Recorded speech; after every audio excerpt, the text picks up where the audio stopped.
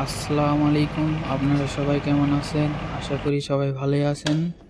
তো আজকে রান্না করব মুরগি কারি। তো একটা মুরগিরে 12 পিস করছি। করার পরে ভালো করে ধুইলাম। ধোয়ার পরে একটা পাত্রের মধ্যে ঢাইলা দিলাম। ঢাইলা দেওয়ার পরে তোমার জিরা, হলুদ আর ধইনা দিয়া ভালো করে মিক্স করে সাইডে রাখলাম। রাখানোর পরে তোমার পেঁয়াজ, রসুন আর টমেটো, মরিচ ভালো করে কুচি কুচি করে কাইটা সাইডে রেখে দিলাম। তারপরে কি করব ভাবলাম যে আজকে মশলাটা জলের সাথে মিক্স করে দিই আগে থাকতে ভালো হবে বেশি।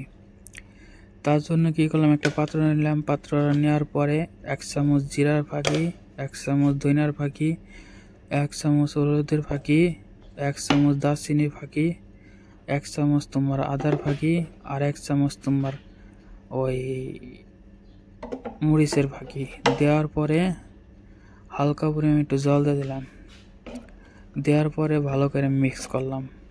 মোটামুটি 2-3 মিনিট মিক্স করলে পরেই জলের সাথে মিক্স হইলে পরেই সাইডে রেখে দিব।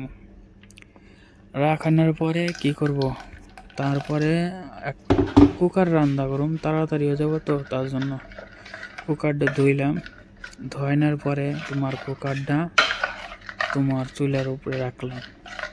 রাখানোর পরে তোমার ভিডিওটা যদি ভালো লাগে লাইক, কমেন্ট, সাবস্ক্রাইব।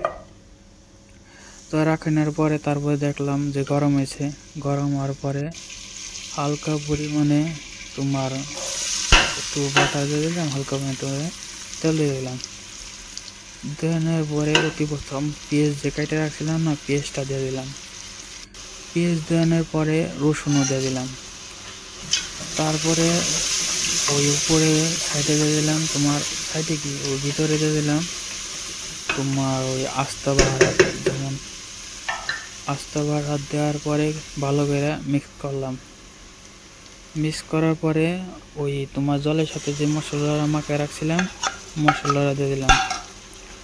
তারপরে একটু নাড়া দিলাম আবার। তো একটু ঝাল ঝাল না হলে পরে টেস্ট আসে না তোমার ওই কারিতে। আর তার মধ্যে বানাতে একটু টেস্ট তোমার ঝাল ঝাল না হলে ভালো লাগে না তোমার। তারপরে দিয়ে দিলাম টমেটো আর মরিচ। দেওয়ানোর পরে মিক্স দিয়ে দেখলাম যে লেগে গেছে, তার জন্য ভালো করে মিক্স করবা নিচ্ছি। মিক্স করার পর তোমার টমেটোর গলা তাড়াতাড়ি গলার জন্য হালকা পরিমাণে একটু লবণ দিয়ে দিলাম ভিতরে। এটা করে বেশি না, অল্প মতনই তোমার লবণ দিয়ে দেবো পরিমাণ মতো। দেওয়ানোর পরে ভালো করে মিক্স করলাম। মিক্স করার পরে ওই মাখায় রাখছিলাম যে মুরগিরা ভিতরে ডাইলে দেবে তোমার ওই কুকারে তোমার। তারপরে 2-3 মিনিট নাড়ম। তারপরে 2-3 মিনিটের লেগে তোমার বন্ধ করে সেদিন ঢাকনা দিয়া হলে কি কি ওই তোমার মুরগির ভিতরে যে ওই আছে না তোমার জল আছে না, জলটা ছেড়ে দেবো। আর তার আগে কী করলাম যে ওই একটা আলু, 2টা আলু নিছি, 2টা আলুরে 6 পিস করছি কইরা ভালো করে ধুইয়া তোমার কুকারের ভিতরে দিয়ে দিলাম। সাথে সাথে একটু নাড়া দিয়ে দিলাম, আলুরা মাখাই দিলাম মশলার সাথে। তারপর 2-3 মিনিটের লিগা বন্ধ করে ছেড়ে দিলাম। খাওয়ানোর পর তোমার মুরগির থেকে জল ছেড়ে দিয়েছি। আইডিয়া করে তোমার জল দিয়ে দিলাম ভিতরে।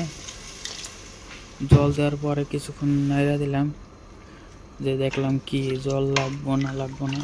তার আগে আমি চেক করব যে তোমার কি পরিমাণে লবণ লাগবো না।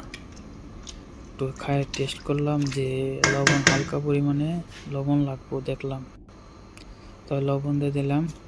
লবণ দেওয়ার পরে যদি ভিডিওটা ভালো লাগে লাইক, কমেন্ট, সাবস্ক্রাইব। আপনাদের মতামত তোমার কমেন্টের মাধ্যমে জানান কেমন হয়। তারপর ঢাকনাটা ঢাইকা দিলাম। ঢাইকা দেওয়ার পরে কিছুক্ষণ অপেক্ষা করলাম, 15 মিনিট। 15 মিনিট পর দেখলাম যে চাবিটা সুবিধা থেকে 15 মিনিট। তারপর ঢাকনাটা খুললাম, ওই খোলা নেওয়ার পরে দেখলাম যে হয়ে গেছে গা। তার আগে আমি চেষ্টা করলাম যে চাকু দিয়ে তোমার পাহাড় দিয়ে দেখছি যে হয়ে গেছে গা। তারপর একটা পাত্রের মধ্যে ঢাইলা দিলাম খুব ঠান্ডা হওয়ার জন্য। একলা মানুষ তো 2 বেলা হয়ে যাবে খানা, তাই ঢাইলা দিলাম। ঢাইলা দেওয়ার পরে উপর দিয়ে তোমার ধইনার ছিটাই দিলাম। ছিটাই দেওয়ার পরে ভিডিওটা ভালো লাগলে লাইক কমেন্ট